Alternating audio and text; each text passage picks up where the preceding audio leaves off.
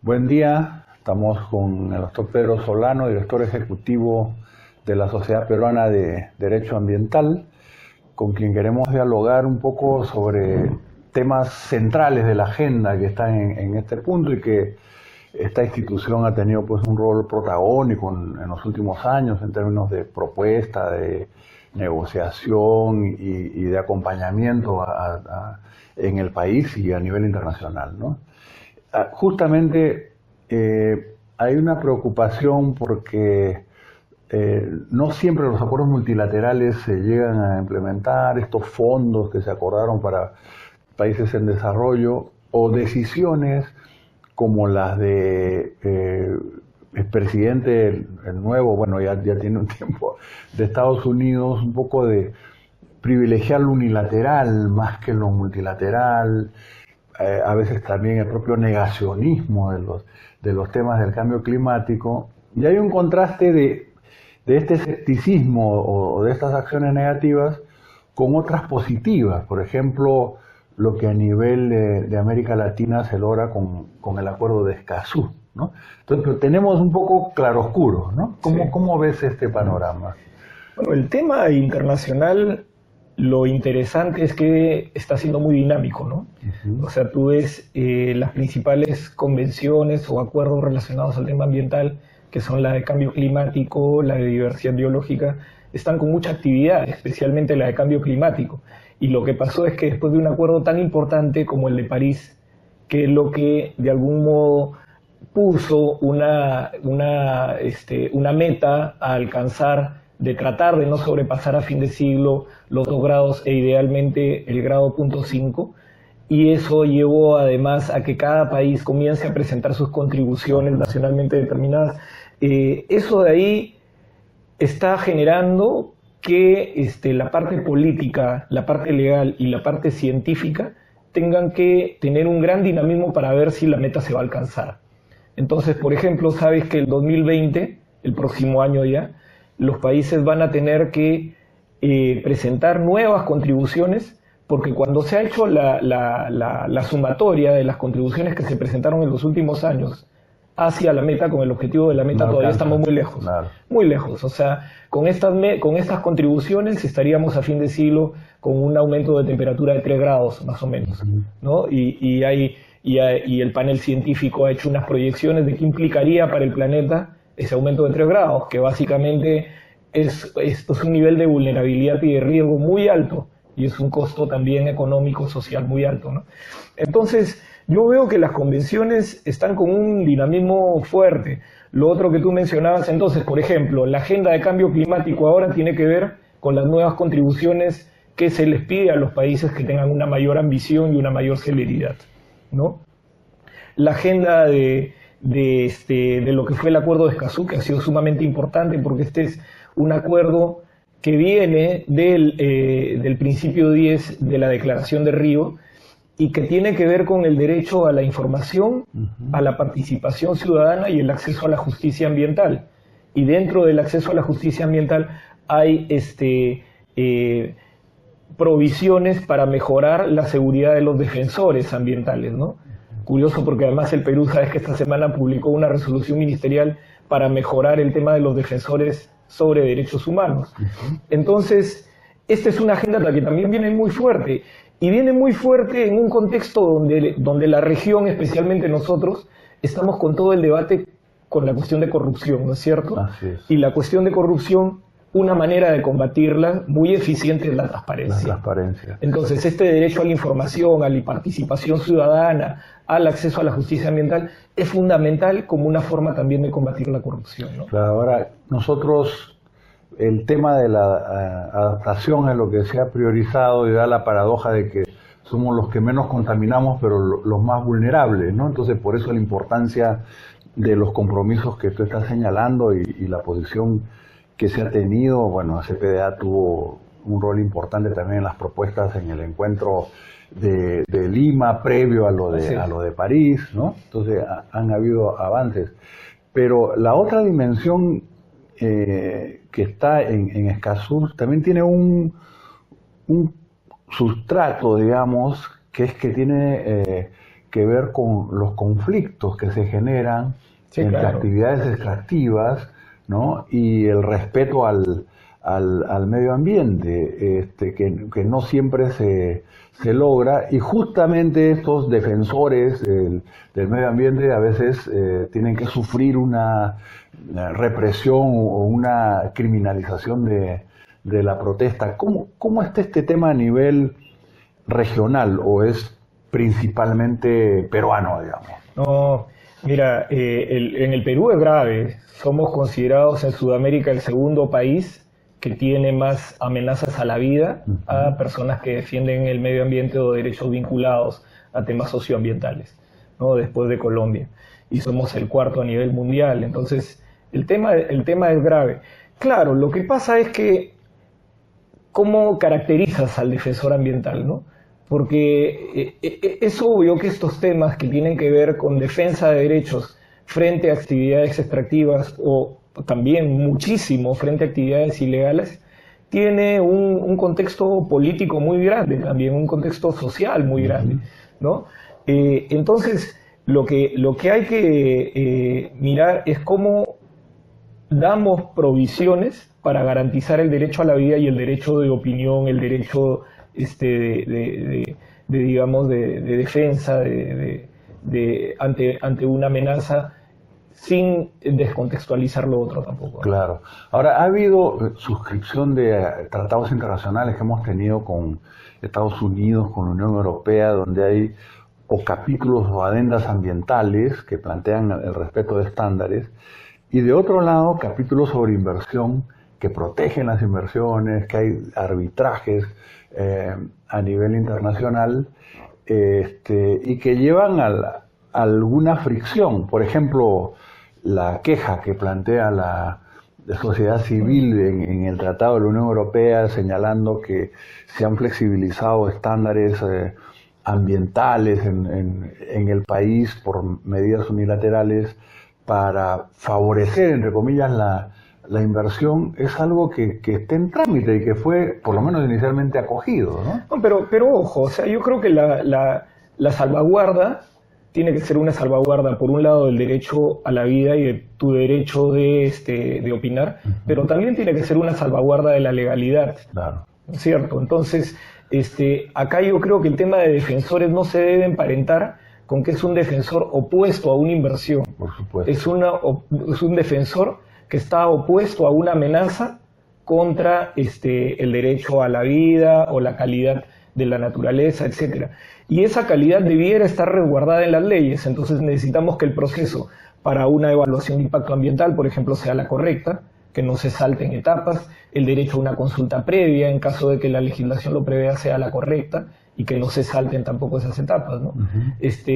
Y obviamente para eso necesitamos una mejor institucionalidad, ¿no es cierto? O sea, yo creo que lo que nos falta todavía mucho a nosotros como sociedad es de aprender a resolver esas diferencias en un contexto de institucionalidad y de legalidad. Y eso debemos todavía irlo aprendiendo, pero mientras lo vamos aprendiendo, por favor no sigamos matando gente, ¿no? Hablando de institucionalidad, a veces hay una tensión también entre decisiones locales y acuerdos que se toman en los TLCs. Por ejemplo, el tema forestal, el tema de quién supervisa, que hubo una controversia, ¿no es cierto? Pasa a la PCM, dijeron no, resta la autonomía y se dio marcha atrás. Pero es curioso ese caso, porque mira, resta la autonomía y yo no sé si es que era más autónomo antes, claro, ¿no es cierto? Claro. O sea, el tema en verdad no está si está alojado en PCM o está alojado en el MINAM. El tema para garantizar la autonomía es, tiene capacidades, tiene independencia, tiene presupuesto, ¿no es cierto? Entonces, si tiene esas tres condiciones en el sitio que esté, va a ser más autónomo, va a ser más capaz, va a poder resolver mejor las cosas. Pero si no las tiene ninguno, ¿de qué te va a servir pasarlo de un lado a otro? Así es. ¿No es cierto? Entonces, creo que la discusión no debiéramos estar tan enfrentados entre nosotros mismos por el tema de si está acá o está allá. Lo que debiéramos discutir es qué tipo de características debe tener una institución para que cumpla el rol que le hemos encargado. Claro. Ahora, bueno, estamos en medio de esta discusión y choqueados por los temas de corrupción, los acontecimientos que se han dado. Entonces, a veces, temas como estos no están en el radar o no están en el debate público, pero nos acercamos ahora al Bicentenario, sí, claro, con una crisis política. ¿Qué temas tú plantearías, digamos, principales que tendríamos que considerar para la agenda del Bicentenario? Ahora pues, nos venimos, ¿no? Bueno, yo creo que como peruano, digamos, el tema de corrupción y de falta de institucionalidad es algo que me toca y no tiene que ver con lo ambiental. O sea, es un tema que creo que ya 200 años después tendríamos que haberlo aprendido y ojalá que lo podamos enrumbar, ¿no? Ya en la parte ambiental, mira, hay una agenda, yo creo, muy interesante para el Perú. El Perú tiene una ventaja comparativa enorme para el presente siglo, que es su biodiversidad.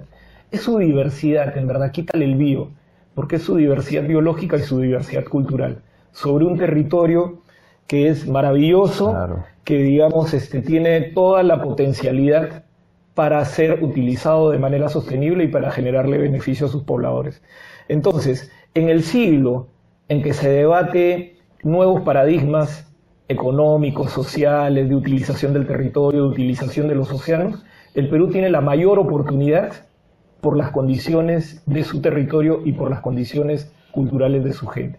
Entonces creo yo, en la medida de que anticipemos cómo va a ser ese mundo del mañana y lo empecemos a dibujar hoy, vamos a ser un mejor país. ¿A qué me refiero? Por ejemplo, ya sabemos que todos los países están hacia el 2050 reorientando su matriz energética, ¿no es cierto?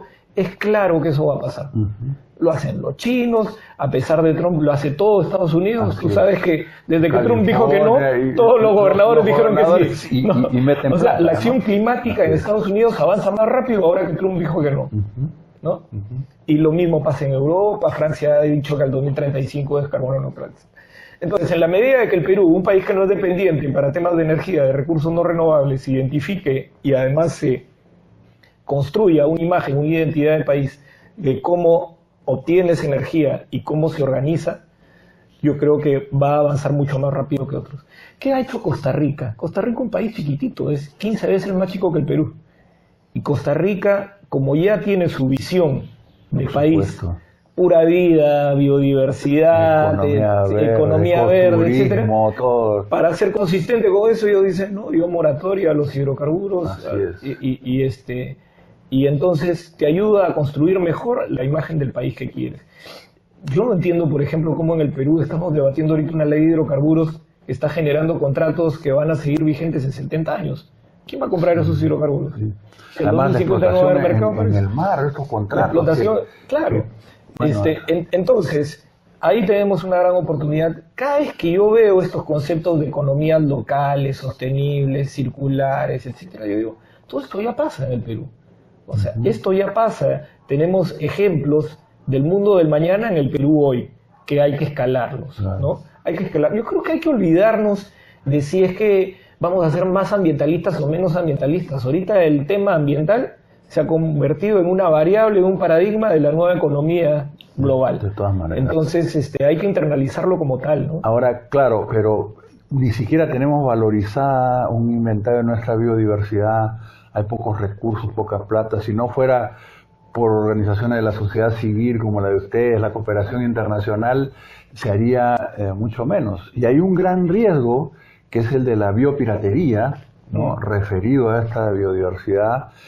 Ahora termina la moratoria de los transgénicos y tampoco estamos debatiendo o creando un consenso de qué vamos a hacer frente a ese tema. Ahí lo que se requiere es más información, ¿no? Ojo que la moratoria se estableció para tener la información suficiente que nos permita tomar la decisión. Entonces mi pregunta hoy día es, ¿tenemos ya esa información? ¿Tenemos ya esa información? Esa es la pregunta. Y en términos de biodiversidad, yo creo, Alan, que sí hemos avanzado, de repente no a la velocidad que debiéramos, pero sí hemos avanzado. Tenemos un maravilloso sistema de áreas protegidas en el Perú. Claro. 76 áreas protegidas nacionales, más de 20 áreas regionales, más de 130 privadas y comunales. Y ahora, por ejemplo, hay esta iniciativa que se llama Patrimonio del Perú, que está orientada a generarle sostenibilidad financiera a las áreas protegidas para siempre. Es una idea increíblemente simple, pero buenísima. Funciona, que lo que propone es para que las áreas protegidas sean sostenibles financieramente, lo que necesitamos es hacer que funcionen bien. Mira tú qué sencillo. Claro. Porque claro, a lo que hemos estado acostumbrados todos estos años es que las áreas protegidas las defendemos. Y las defendemos es un nivel de base. Lo que hay que hacer es gestionarlas bien. Entonces, este dinero que ahora se ha planteado una primera fase de 70 millones de dólares que ya está asegurada para las áreas protegidas, es para gestionarlas, es para invertir en temas que tengan que ver con uso público, con investigación, con educación, con producción sostenible en las áreas protegidas que son compatibles con modelos de uso o aprovechamiento de recursos. Entonces, con esa idea sencilla, lo que se espera es, en un lapso de tiempo de unos 10 años, vamos a asegurar que esa gestión garantice la sostenibilidad y que podamos tener áreas protegidas para siempre. Claro. No, eso es excelente. El tema, por ejemplo, es que Indecopi hace una labor heroica, digamos, con este equipo pequeño, claro, con gran software y todo, de defensa del patentamiento que quieren hacer de nuestros recursos o de la biopiratería. Pero son un equipo así, o en las regiones, equipos pequeños del Estado que tienen que ver, no una región, sino tres regiones. O sea, tenemos que meter mucho más recursos y fortalecer esas buenas iniciativas que hay, ¿no? No, sin duda, sin duda. Y ahí creo que hay trabajos muy interesantes que se está haciendo con pobladores locales, ¿no? En el tema de la papa hay un gran trabajo que se ha hecho con campesinos y en el tema también de las patentes de algunos conocimientos tradicionales. Se empezó a hacer bien. Y hay que valorarlo, porque como te digo, creo que ya después de tantos años los peruanos ya aprendimos que nuestra identidad está en la diversidad, ¿no? Así es. Cultural, biológica, y entonces eso hay que fortalecerlo mucho. Así es. Bueno, Pedro, oye, muchas gracias. Ojalá que estas reflexiones se tomen en cuenta y bueno, generemos un consenso de avanzar en esa línea en los próximos años. No, gracias a ti.